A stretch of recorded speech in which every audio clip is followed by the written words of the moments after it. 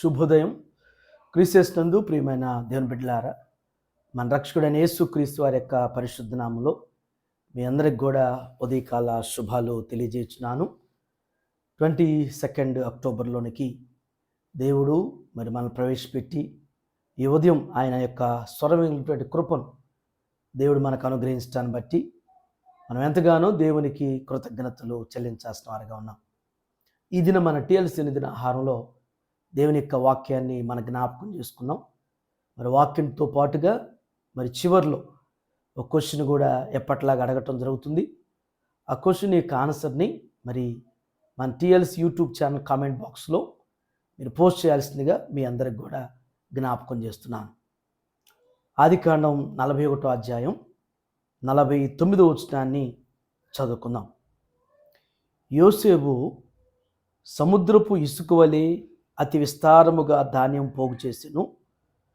కొలుచుట అసాధ్యమైన గనుక కొలుచుట మానివేసెను.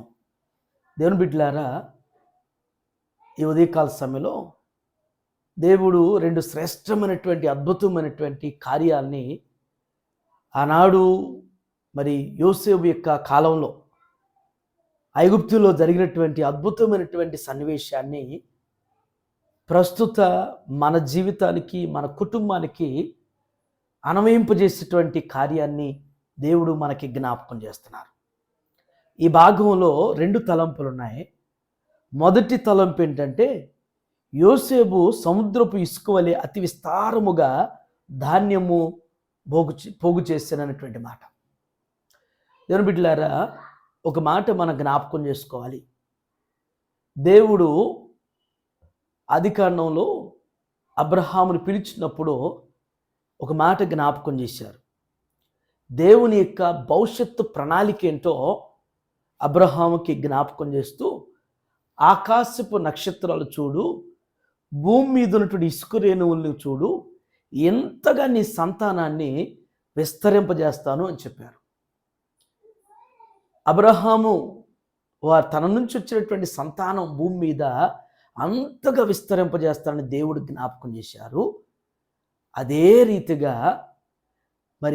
యోసేపు యొక్క ముత్తాత అయినటువంటి అబ్రహాముకు ఏ వాగ్దానం, ఏ ఆశీర్వచనాలు దేవుడు జ్ఞాపకం చేశారో, యోసేపు జీవితంలో కూడా దేవుడు అన్యుల మధ్య, అన్య ప్రాంతంలో అంతటి సమృద్ధిని దేవుడు అనుగ్రహించాడు.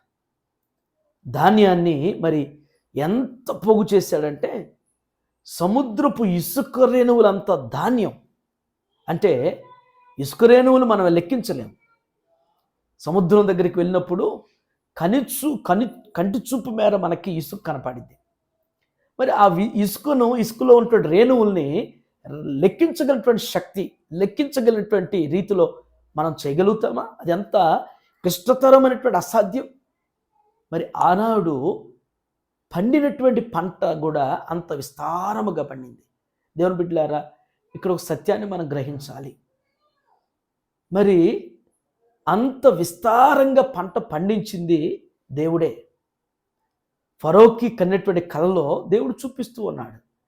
7 సంవత్సరాలు పంట విస్తారంగా పండుతుంది, మరో 7 సంవత్సరాలు కఠినమైనటువంటి కరువు వస్తుందని జ్ఞాపకం చేశారు. పండినటువంటి విస్తారమైనటువంటి పంట అనుగ్రహించినటువంటి దేవుడు ఆ పంట అంతటిని కూడా యోసేపుకున్నటువంటి ఆధిక్యతను బట్టి, దేవుడిచ్చేటువంటి ఆ జ్ఞానాన్ని బట్టి ఆ పంటను ఆ విధంగా ఆ ధాన్యమంతటిని కూడా పోగు చేయగలిగినటువంటి శక్తిని యోసేపుకు దేవుడు అనుగ్రహించారు. ఇది మొదటి తలంపు.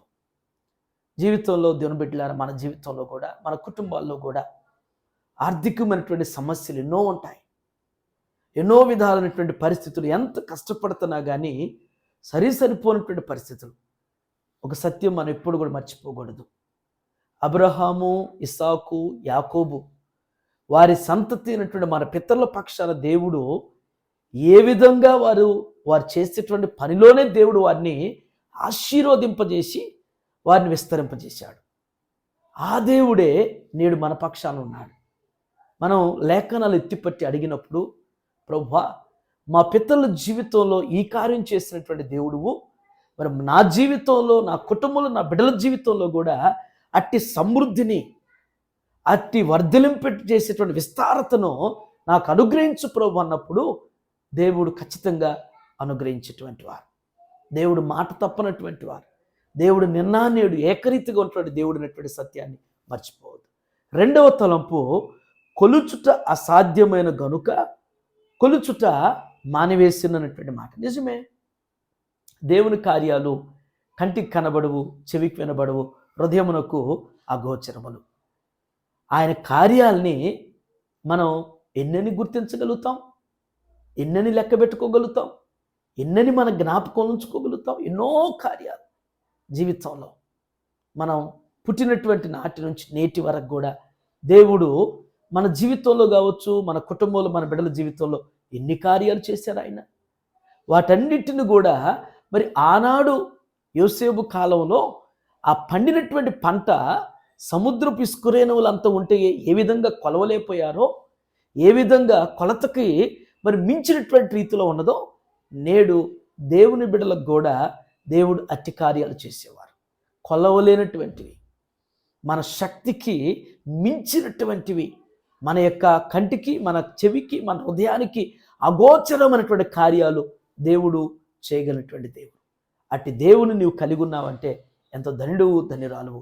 అలాంటి దేవుని మీద ఎక్కువగా ఆధారపడి ఆయన దగ్గర అడిగి పొందుకునేటువంటి రీతిలో పరిశుద్ధాత్ముడు ఈ దినం మన జీవితాలు స్థిరపరిచి నెరవేర్చునుగాక. ఆమేన్. మన క్వశ్చన్ ఏంటంటే, ఈ దినం ఐగుప్తులో యోసేపు యొక్క ఉద్యోగం ఏమిటి? మీరు గమనించండి, వినండి.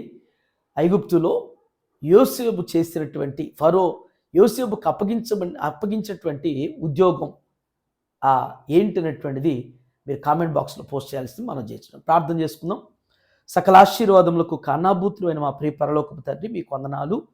ఈ దినం మీరు ఇచ్చేటువంటి యొక్క దివ్యమైనటువంటి సమయాన్ని బట్టి, ఈ తరుణాన్ని బట్టి మీకు వందనాలు చెల్లిస్తున్నాం ప్రభువా. వ్యక్తమైనటువంటి వాక్యం మా అందరి జీవితాల హృదయాల్లో స్థిరపరిచి బలపరచండి. యోసేపు కాలంలో ఎట్టి అద్భుతం చేశారో, యోసేపు కాలంలో ఎట్టి సమృద్ధినిచ్చారో నా ప్రభువా. అయ్యా, ఈ ఉదయం టిఎల్సి అనుదినాహారం చూస్తున్న ప్రతి బిడ్డ జీవితంలో, ప్రతి కుటుంబంలో కూడా మీ కార్యాలు జరిగిస్తున్న తండ్రి, అట్టి సర్వ సమృద్ధిని అయ్యా, నిరంతరమైనటువంటి వర్ధిలింపుని మీరు అనుగ్రహిస్తూ మీ కృపలు బలపరచమని, అయ్యా బిడ్డలకు నా తండ్రి నిత్యం మీరు తోడుగా ఉండి ఈ దినం అంతట్లో కూడా మీ కాపుదల, మీ సన్నిధి వారికి తోడుగా ఉంచి నడిపించి బలపరచమని యేసుక్రీస్తు నామములో ఈ ప్రార్థన మీకు సమర్పించున్నాను తండ్రి. ఆమేన్. దేవుడు మీ అందరికీ తోడైన గాక.